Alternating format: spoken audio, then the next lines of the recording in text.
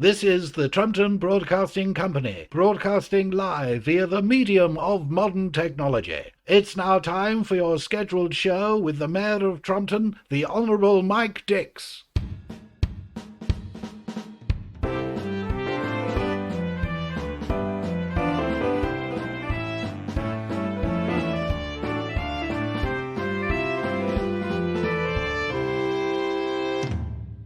In breaking news, Boris Johnson has resigned, leaving his Uxbridge constituency with no MP. But as he was rarely there and has been absent without leave in Parliament for the last year, it's thought no one in Uxbridge is going to notice.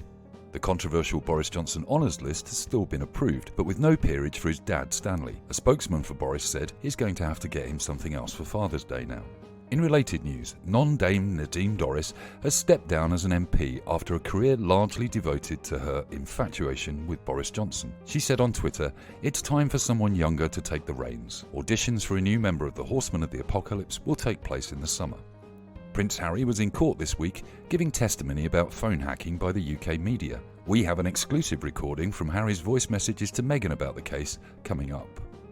Meanwhile, Rishi Sunak put his big boy boots on and flew in a helicopter to the seaside to shout at small boats earlier this week. Next week, he plans to make a cardboard rocket and pretend to fly to Mars before returning to playgroup on Thursday. In Ukraine, a dam was blown up this week, and in light of the speculation about who was responsible for this act of ecocide, we are obliged to be balanced and fair. So on the one hand, it could have been Russia, and on the other hand, it's definitely Russia. Donald Trump has been indicted for mishandling government documents. His defence is likely to be that he couldn't read government documents, let alone mishandle them. And also in the USA, as forest fires are blamed for the toxic clouds engulfing New York, Republicans have called for all forests to be chopped down and replaced with gun stores. Finally, the BBC has announced an edition of Question Time next week with an all-Brexiteer audience from Clacton. The show will be hosted by Jim Davidson live at the end of Clacton Pier. And that's the news from Trumpton. Good morning, good evening and good night. In this week's show, we have an exclusive interview with ITV's replacement for Philip Schofield. Then, with Rishi Sunak announcing that he wants to be at the forefront of AI regulation, I want to hear from you with your thoughts about artificial intelligence. Is it better than realistic stupidity? I'll be chatting with Sir Clive Denby, of course, about Mr. Rumpling's plan to convert his coal barge into the accommodation for 1,500 refugees from Camberwick Green. Then it's the ever-popular Just One Word, where I'll ask you for your one-word opinions on a topic. And we'll be hearing from some of our regular contributors, despite having stepped up security at reception, including a chat with Donald Trump's new lawyer. But first, as Theresa Coffey announces her plans to solve the pothole crisis by filling them with sewage, we go over to Aidan in the TBC chopper for an update on the Trumpton pothole count. Aidan. I haven't got a number, but I know it's a bit smelly. Thank you, Aidan. Again, that chopper's very expensive. And now this. Well, last week, the only news story we seemed to be talking about was the Philip Schofield saga on This Morning. But this week, Holly Willoughby returned to the sofa, asked us if we were okay, and we all shed a little tear. However, in an exclusive on TBC, we've discovered who is going to be replacing Philip Schofield on the sofa, and I have them on the line right now. Hello, Mike. That's strangely sounds like Suella. Suella Braverman? You are indeed correct, Mike. I thought we need a new opportunity to get the word out there and obviously present a happy family. I am nothing if not someone who likes a happy family. Are you happy, Mike? Well, never when you're on the phone, but are you joining Holly Willoughby on the sofa? No, don't trust her, never have, right? No, what we're going to do is I've had a word with the producers and I've said, no, we need someone who's light, who's fluffy, basically a cuddly little version of me. Priti Patel. I see. So the pair of you on the sofa having friendly chats with celebrity guests, or will it be politicians you'll be interviewing? We'll have a bit of both, Mike. We'll have a bit of both, right? But one thing's for absolutely sure, we're going to change a little bit of the format, yeah? Some of the contributors been there a bit too long and don't quite trust them. Do you know, like that Gio Di Campo? Something funny about him. It's because he's Italian, isn't it, Suella? Well, yeah, exactly. I believe he is one of them, right? So we're going to replace him. Excellent. Who are you going to replace him with? Nick Knowles. Can Nick Knowles cook? I don't know, but he's got the innate ability to get jobs done and then make you cry at the end. And of course, crying into a chicken vol au vent is exactly what this country needs now. We won't have vol au vents, mate. Sounds a little bit too foreign. Cornish pasties? No, foreign stuff. I see. So famously, there's an agony aunt on this morning. I completely forget her name, but will you be replacing her as well? Oh, she's already gone, mate. She's already gone. We've got someone caring, sympathetic, who understands the plight of the common man. And who's that? Jacob Rees-Mogg. Lovely, Suella. So this sounds like probably one of the least entertaining shows that could be on in a mid-morning slot on ITV. No, I think you'll find the same format will probably do very well on GB News. Well, thanks very much for that, Suella. And now this. This week, everyone's been talking about barges. Floating hotels, I guess, for refugees that Suella Braverman is hoping to stuff as many people into as she can. Local man Mr. Rumpling is offering up his coal barge to be converted into a 1,500 berth prison, I guess, which he hopes to float between Jigley and Trumpton with refugees from Camberwick Green on. I thought we'd have a word with local favourite Sir Clive Denby, our Tory MP, and find out exactly why they're doing this humane and monstrous thing. Sir Clive, Mr. Rumpling's barge idea and the ones that Suella is launching around the country to house refugees, what are your thoughts? Well, I think people are saying they're inhumane, but quite frankly, I think they'll mollycoddle people. You know, I mean, it's all very well. I mean, people pay money to go on cruise ships, and these people have been giving them for free. Well, they do pay money to go on cruise ships, but they do have entertainers and dancing girls and swimming pools, whereas these really are just floating boxes and sort of 4 berth rooms with one single bucket for people to wee in. You've obviously never been on a P&O ferry, Mike. Yes, Sir Clive, I take your point there, particularly since they've reduced the wages of all P&O workers recently. But look, is it right that we take these refugees in and don't process them properly, and then we just store them on these sort of floating prison ships? Very Dickensian, don't you think? Well, I don't think there's a problem with that at all. I think if we look back at Dickensian things were good then. Things were brilliant, and that's what people want. We've listened to the voters, we've listened to the good people who voted for us, and this is what they want. Now, these people, bless them, they've got to go somewhere, so why not go somewhere where there's an all-you-can-eat buffet and plenty of Butlin-style entertainment? I mean, why should people in Butlins be the only ones to suffer? I do take your point, Sir Clive. That seems, when you put it that way, it feels like this is the best thing we could do for Syrian refugees fleeing war. Absolutely, Mike. Absolutely, because these people, they've travelled many years, they've escaped war-torn environments, they've had to travel across countries in order to be able to get here, and I think the least we can do is offer them up a slice of cake and maybe a puppet show. But the rumour that Mr. Rumpling is actually your business partner and that you're profiting from these converted coal barges, is that true, Sir Clive? Oh, no, completely false. I do have paperwork here that demonstrates that you are on the board of directors of the Trumpton Barge Company. Does it actually say Sir Clive Denby MP? It says Sir Clive Denby. Ah, you see, there you go. That would be my brother. You have a brother called Clive? He's a twin. Well, thanks, Sir Clive Denby. No, Sir Clive Denby MP. Thank you, Sir Clive. And what does your brother do for a living? Oh, he works in McDonald's. He's the MP for Chigley, as we all know. Thank you very much, Sir Clive, and I'm sure we'll have to talk to you next week as well. So AI has been in the news again this week, with Rishi Sunak visiting Joe Biden in America to try and sort out regulation of AI and talk about the global worries and the opportunities that it brings. So I thought we'd get some voices from Trumpton to talk about AI. Let's go to line 1. Hi, Brian.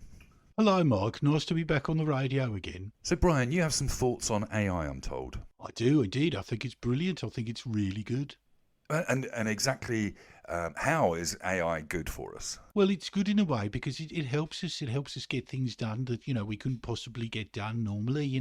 Some of us, may be sort of finding ourselves slightly deficient in certain departments, and the AI can help. It's a very useful tool. So you see it almost as a companion to humans, something that can help us in our striving for a better human life. Oh, absolutely. In fact, I've used it to make a better life. I think it's very useful. Really? You've actually used AI to improve your life? Yeah, I found it to be very useful. In fact, me and Sheila are looking forward to seeing the outcome of what we've been doing with AI very shortly. Oh, so you've been working with your wife Sheila on a project using what technology exactly? Well, very simply, I mean, to put it in layman's terms, basically a turkey baster.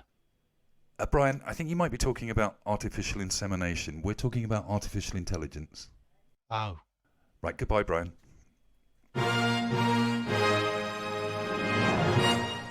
Well, it's time for the just one word round again, and in a change to the advertised subject of law and order, I thought, as we've just found out as we're recording this, that Boris Johnson has resigned, maybe we could do some kind of tribute to Boris Johnson. So let me have your thoughts on Boris Johnson, who was Prime Minister, Member of Parliament, Mayor of London, and buffoon to the nation. Let's go to line 1. Selfish. Line 2. Idiot. Line 1. Incompetent. Ooh. Dishonest. Line 2. Liar. Line 1. Prime Minister. No, I'm afraid that's 2 words, Marjorie.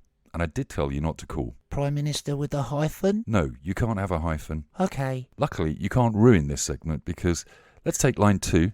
Who bloody rah with a hyphen? Yes, hurrah. And now this. And welcome back. Donald Trump has been in the news again this week, being the first president to be indicted twice. And potentially more times in the future. But this week he's been indicted in Florida on 7 charges of mishandling secret documents and possibly being charged under the Espionage Act. He's had trouble recently getting new lawyers, but he's apparently appointed a new lawyer, and we're very lucky to have him on the phone now. Yes, hello. My name is Anatoly Solenko. I see, Anatoly. It's very nice to talk to you. You're Donald Trump's new lawyer. I am indeed. It is a great privilege to be able to represent the USA in this way. So, representing Donald Trump, famously a man that doesn't like to pay his lawyers and quite often sacks them in the middle of a court case, how do you feel your chances of surviving this are? It will not be a problem, for I am basically being paid in potatoes. And as for the charges against Donald Trump, he's been charged with, under the Espionage Act, of mishandling top secret documents. How are you going to defend him? Very simply, because as his handler, as the person who has been handling this case for some time now, at least 20 minutes, I am aware of what did and did not happen, and everything was above board and normal. I see. 20 minutes, not very long to find out what actually went on there, considering the FBI and the DOJ have been investigating this for nearly 12 months. A lot of things can happen in 20 minutes, Mike. For example, in 20 minutes, you might eat some sushi and feel a little bit unwell. And your first meeting with the special counsel to the DOJ, whereabouts is that happening? This will be happening in an undisclosed spot. Maybe I would like it to be in Pentagon so I can have a look and check out scenery. I see. And I imagine it won't be on a 4th or 5th floor window ledge. No, we have learned lessons from previous meetings. Well, Anatoly, thanks very much for calling. I'm sure that Donald Trump is in safe hands, if not slightly scary ones. Yes, he is in perfectly safe hands. Now, Mike, remember, safe home. Well, that's terrifying. And now an advert.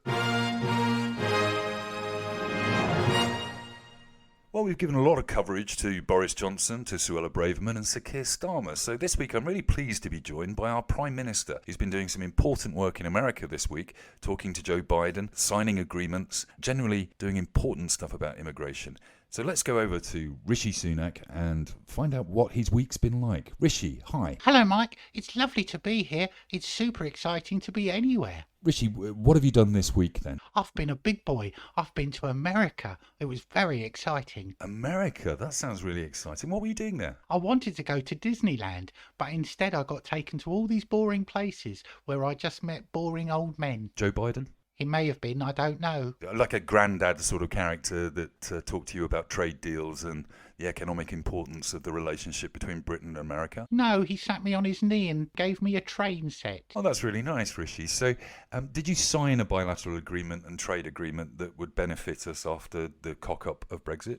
No, I don't believe I did. I understand you went to a baseball game, though, and met the official mascot of the team. Well, I was going excited about doing that, but then when I met him, I realised it was just a man in a suit. It was a lie. Oh, that's disappointing. Yeah, it's just like when I discovered that Santa Claus isn't real. Isn't he? No, he's my dad. Well, Rishi, it sounds like you've had a big and exciting week. What was the highlight of your trip to America? Chocolates on the plane. Did you enjoy eating the in-flight meal? Well, no, because there was some vegetables on there, and I'm not a big fan of vegetables.